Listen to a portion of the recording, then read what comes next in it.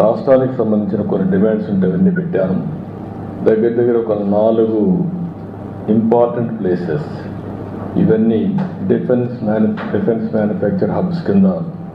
ఒకటి జగ్గయ్యపేట డోనకొండ క్లస్టర్, ఒక 6,000 ఎకరాలు ఇక్కడ ఉంది.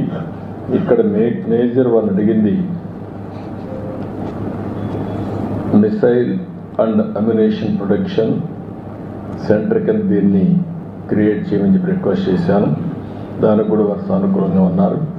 రెండోది లేపాక్షి మడకసిర, ఇక్కడ ఒక 10,000 ఎకరాలు ఉంది.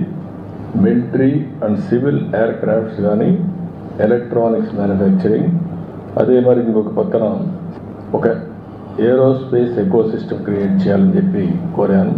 దానికి కూడా ఆయన సుముఖంగా ఉన్నారు. అదే మరి విశాఖపట్నం అనకాపల్లి క్లస్టర్, ఈ ఏరియాలో మనం చూస్తే naval equipment production, weapon testing, అదే మరి లీవరేజింగ్ స్ట్రాంగ్ మ్యారిటైమ్ ప్రజెన్స్ ఉంది కాబట్టి ఈస్టర్న్ నేవల్ కమాండ్ కూడా ఉంది. ఇవన్నీ ఆధారంగా తీసుకొని అక్కడ బేస్ చేసుకొని ఇవన్నీ ప్రొడక్షన్ కోసం ముందుకు రమ్మని కోరాం.